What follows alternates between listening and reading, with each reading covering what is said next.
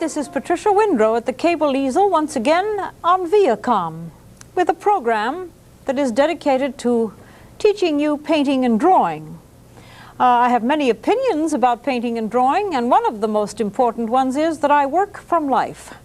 Set up today in the studio here is a monitor of a scene which was shot with a continuous continuous tape, so that it's as if I were working out of doors. As you can see, the cars are going by on 25A, and even though the wind is not blowing the trees, it is a live shot with live sunshine on this rather remarkable landmark, which is located in Smithtown, called the Smithtown Bull. It's probably one of the most wonderful pieces of outdoor sculpture on Long Island, and it was, I have some small information about it because I'm curious about those things. I was sketching it at the time that the tape was being made, and I did a drawing of the bull as I was waiting for the tape to be finished, which runs 20 minutes. And this drawing is essential for reference if you were to complete this in the studio, or even if you were to complete it out of doors.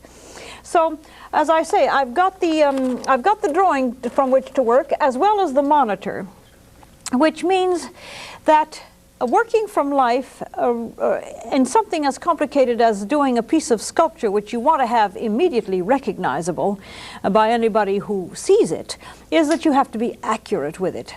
You can't just be any old piece that looks sort of like a four-legged animal. This was sculpted by a man called C.C. Rumsey, R-U-M-S-E-Y. I believe he was an English sculptor, and it was apparently founded in France, because, or the founder was a Frenchman. His name is Rovard, H. Rovard. It's written on the statue.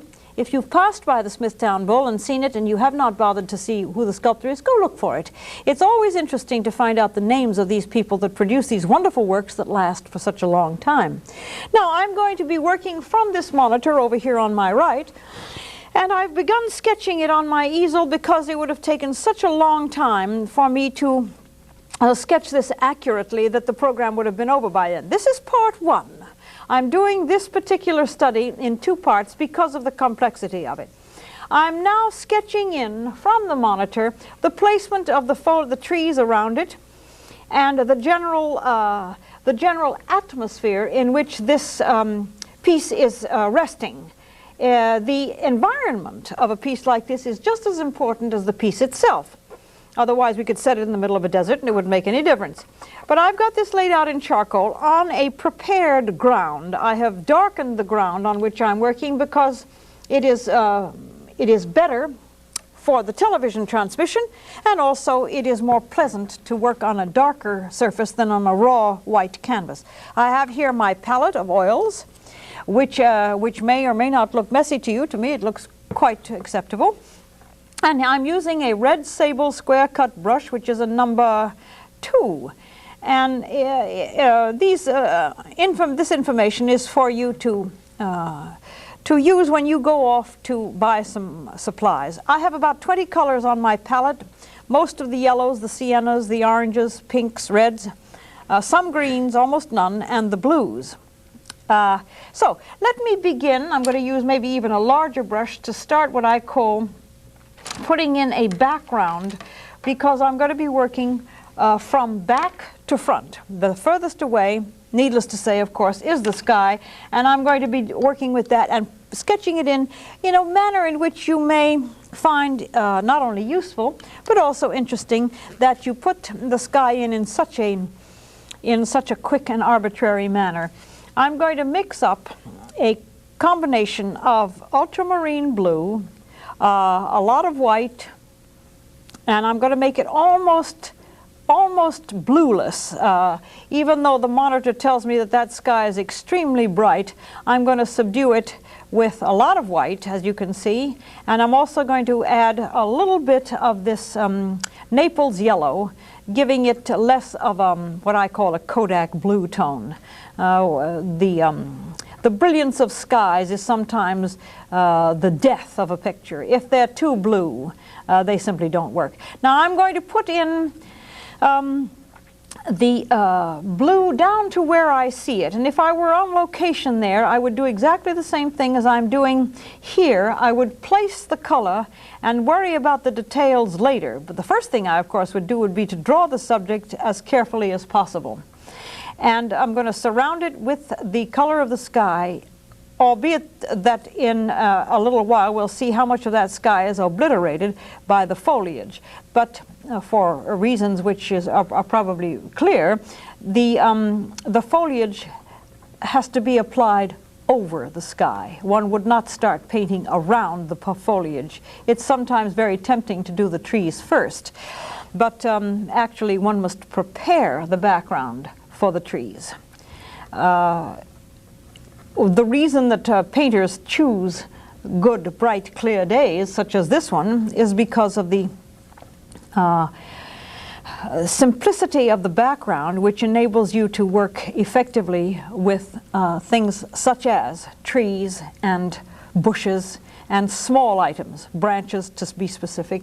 And as you see, I laid out just approximately where those tall pines were going to go, and I'm putting in where the majority of the sky is going to be.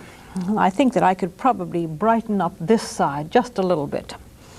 When the crew and I went out to find this site and to tape it, it was in fact an absolutely clear, cloudless day in which the sky was brilliant. And let me add just a little bit of color to that, because it is actually getting too colorless. The nice thing about oils is that one can change and correct as you go along. Oils are much more, even though some people might find this doubtful, but it is absolutely true. Oils are easier than watercolors because you can go back over your mistakes. Watercolors, it's a one-time shot, and if you make a mistake, you better start over. Just a word about this, the picking of this particular subject matter. It is not only because it's a local monument, but it's also really a training ground for people who are interested in doing animals and have no access to doing animals, because we don't live in what you might call an environment that is conducive to that. We don't have farms right at hand with many animals to go and observe, and so we have to resort many times, if you want to be an animal painter, to reference material. Let me interrupt myself for just a moment. This is and it's barely visible on the canvas because it's almost the same color. Maybe I'll put a little tone of mauve in there so that you can see it a little bit more clearly. Animals, if you want to work from life, you have to seek them out. It would be hard in this area to find what you might call a working farm in which animals would be readily available to paint from. But if you have a piece of sculpture which is in the school of such realism as this one, it is wonderful practice to go out and do drawings of this particular piece, because it is so accurate and the opportunity is so good to be able to study this piece, proportion and so on. I've got as much sketched in here as I'm interested in having at this time, and now I'm going to tackle the ever mysterious and difficult business of rendering trees. Trees are beautiful and difficult. There is such an enormous personality element to be considered here in the way people interpret trees. I don't know of any landscape painters that interpret trees in the same way. They are the most, it's the most personality showing kind of subject matter that you can find, because every artist throughout history has chosen to depict trees in a very individualistic way. I don't know if my particular technique is you know, clearly recognizable. I think it is. When people see my paintings of landscapes, they know they're mine because of the way I've handled the trees. I like to keep the colors of these trees subdued. I do not like to get carried away with the fact that I know that this tree has got green foliage and therefore I've got to use a great deal of green. I pay a lot of attention to the shadows. And I also like to be very interpretive with the way I handle these especially the pine trees. They're very hard to do. I'm sure that any viewers that have been out trying to render trees has experienced tremendous frustration and almost a desire to give up on the problem of how to interpret trees. The main thing to interpret trees with is to get the shape. The shape of the growth is the important thing. So, and also, if a tree is in intense shadow, don't be afraid to just clobber the canvas with extremely dark color and just maintain the shape of the tree. Also, be sure that you let some of that sky peek through. Don't cover it all. Let some of the sky peek through the branches, because it does. I work out of doors and on landscapes almost all the time whenever I do a landscape. I never work in the studio. Many times I try and find refuge in people's homes or in cabanas or in my car. But for the most part, I work out of doors. And understand that you fight the elements and that you fight weather. You don't fight it, you endure it. And that you find a place which is comfortable to sit at for anywhere from 3 to 5 hours. Actually, this area that I'm talking about right here is very cooperative. You can set yourself up on this little square of ground here and nobody will disturb you. Set up an easel and you're on your own. Here is the beginning of how you set up a background to receive the bull. I'm doing it all first for many, many reasons. One of the main reasons is that because we're doing this in 2 sessions, and this is session number 1, we could count this as being the time in which background is done, and then if we have time before the program is over today to start working on the bull. But I've got to be able to get the darkness behind this monument in its proper value, so that when I get to doing the bull, I will know where to go as far as contrast is concerned. That's why I drew it with such care before I began the painting. And as you can see, I've got to work the darkness in here, and it's all very nice and dark in the background because the tree is so lush. Actually, I have painted this bull in the wintertime, and that beautiful green tree is always a great background because it does not change. It doesn't lose its leaves. It remains dark and rich and fully simplified in its enormity for using it as a background. Now, wherever the monitor tells me that it is dark in there, I put that in first, and then I'm going to superimpose, or in layers, introduce the lighter elements of this tree, namely the branches that are being caught by the sun. So all the darkness must be put in first, and little, as I say, little bits of sky that are showing through, paid attention to, and left peeking through. Otherwise you get yourself what appears to be a cutout, tree cutout. And in realistic painting, that is not acceptable. You attempt to record as faithfully as possible what's in front of you. I'm going to break for just a moment while I reconsider what I'm doing, and be back very shortly. So don't go away.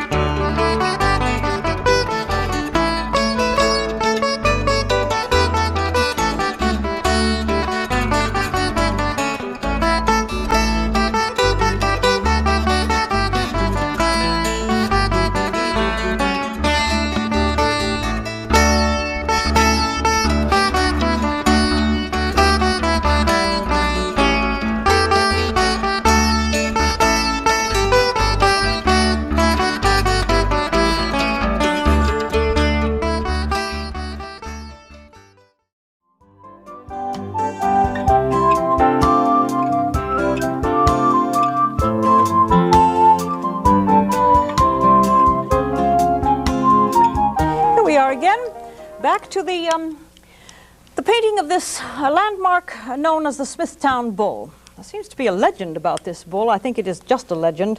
And if it's a legend, maybe it need not be perpetrated. It seems that a man called Smith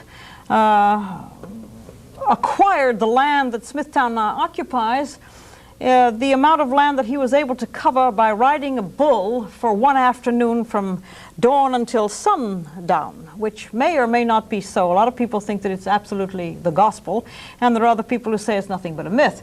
Doesn't matter. It's still a beautiful part of the island, and the bull is an absolute wonder as far as outdoor sculpture is concerned. I've now prepared here I've changed my brush, as you can see, because there's a slight area, fortunately, here next to the bull's chest, which the chest is in shadow, and oddly enough, and very nicely enough, the trees are light in this area, which gives me an opportunity to show you the shadowy part of the chest that we'll get to, probably maybe in this part, but more than likely in the second phase of the painting of this picture. I would like to deal with the business of the placement of this subject. I've got it placed dead center. That compositionally is not always acceptable. There are many theories about putting the subject matter dead center of a picture, that it isn't interesting, and so on. But I think that with anything as identifiable, and actually this is the portrait of the bull, that it is, I think that it's important to have it as the focal point. Let all the other things, the interest of the trees and the interest of the sky, and the sunshine on the grass, that will all take care of itself. But to place the bull dead center of this picture, I think is an acceptable device, merely because I'm treating it like truly like the portrait of this statue.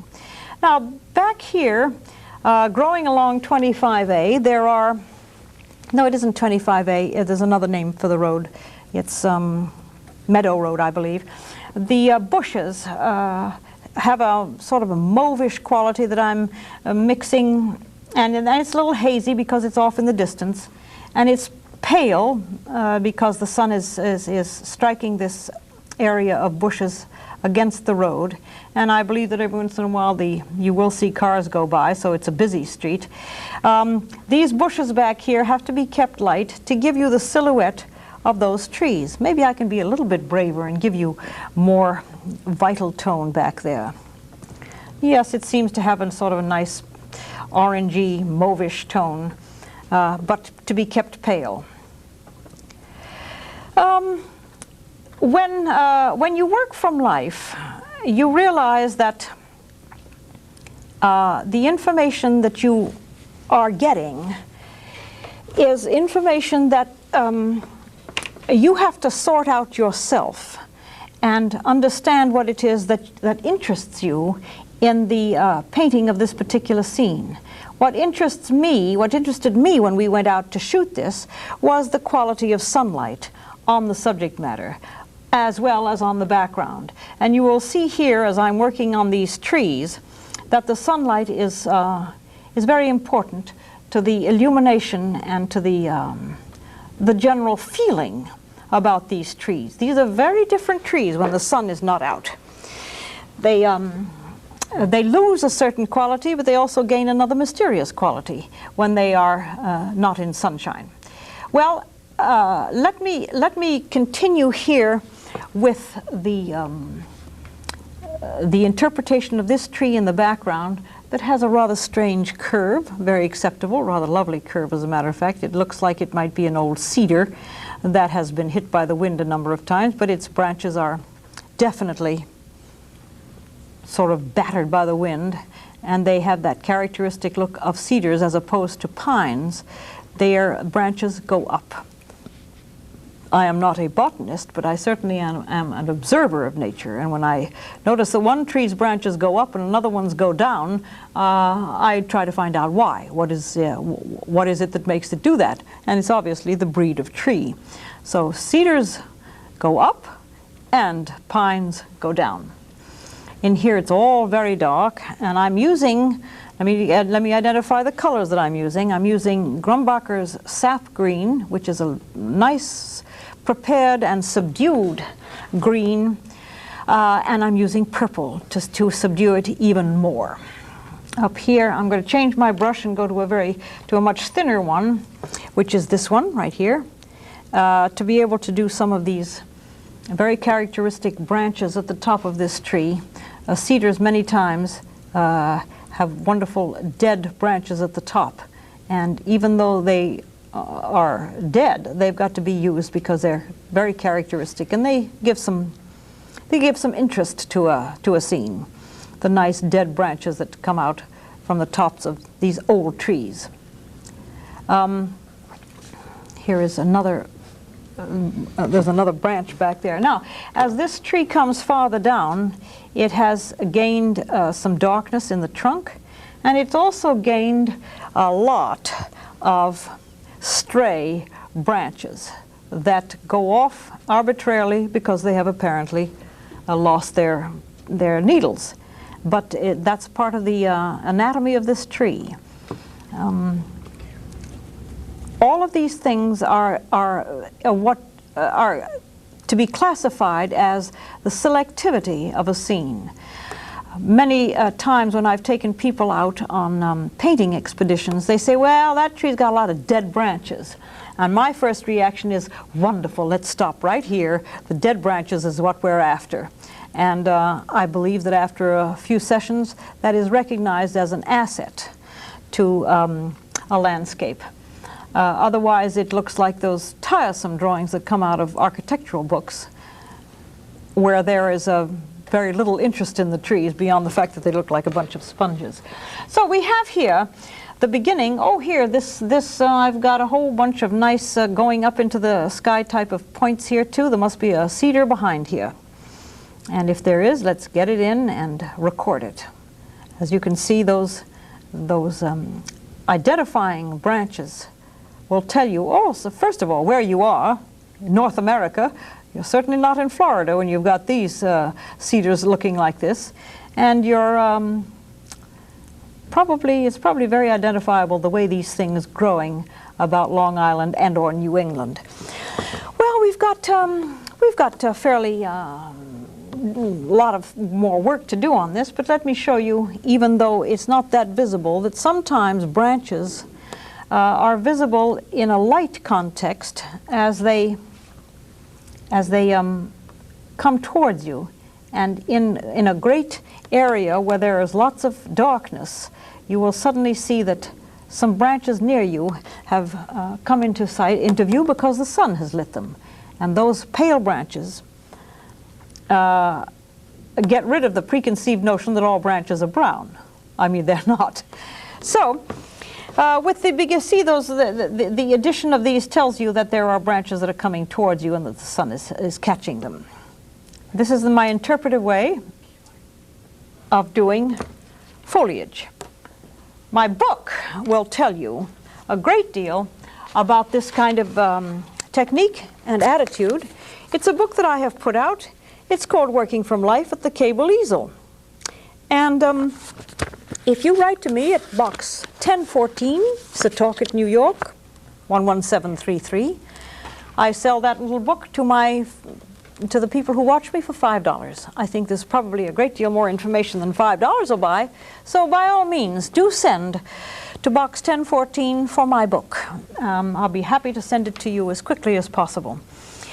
I'm going to be winding up this program and come back for session number 2 at another time. Because it's been such a complicated subject matter, it was imperative that I do it in 2 sessions. So with the continuation of the painting of these trees in the background, I'll just work until the end of the show, and then when you hear the announcement that the rest of the program is coming, don't fail to watch the second installment of the painting of the Smithtown Bull. Bye-bye.